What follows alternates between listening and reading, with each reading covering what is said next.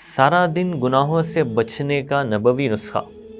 آپ علیہ صلی اللہ علیہ وسلم نے یہ بھی سکھایا ہے کہ کچھ ایسی ترتیب پہ زندگی گزاری جائے کہ گناہوں سے بچے، کیونکہ گناہوں کی نحوست پوری زندگی پہ پڑتی ہے، آدمی کے رزق پہ، اس کی صحت پہ، اس کے اخلاق پر، ساری چیزوں پر گناہوں کا اثر ہوتا ہے. اس لیے اللہ کے نبی نے کہا ہے کہ صبح کی نماز کے بعد یعنی فجر کی نماز کے بعد 10 مرتبہ سورہ اخلاص قل هو اللہ احد جو بندہ پڑھے گا، آپ علیہ الصلوۃ والسلام نے کہا ہے کہ اس کے دن بھر گناہوں سے وہ محفوظ رہے گا. دن بھر گناہوں سے اللہ پاک اس کو بچائیں گے. شیطان کتنا بھی زور لگائے وہ گناہوں سے بچ سکتا ہے.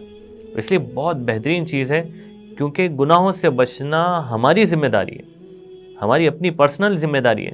جیسا بیماری سے بچنے کی فکر کر رہے ہیں ہم کہ کہیں لگ کر کٹ نہ جائے اور کہیں جو ہے یعنی کوئی چیز اوپر گر کے یعنی ہمارا کوئی ہاتھ نہ ٹوٹ جائے، جیسے ہم بیماریوں سے بچنے کی فکر کر رہے ہیں، حادثوں سے بچنے کی فکر کر رہے ہیں، تو ایسے ہی ہم گناہوں سے بچنے کی فکر کریں. اور وہ فکر کے اندر یہ بہترین وظیفہ حضرت علی رضی اللہ عنہ کا معمول تھا. حضرت علی رضی اللہ عنہ فرماتے ہیں کہ یہ عمل جو کرے وہ دن بھر گناہوں سے محفوظ رہے گا. اس کی اور بھی تفصیل بکھرے موتی والیوم نمبر 3 پیج نمبر 50 پر لکھی ہوئی.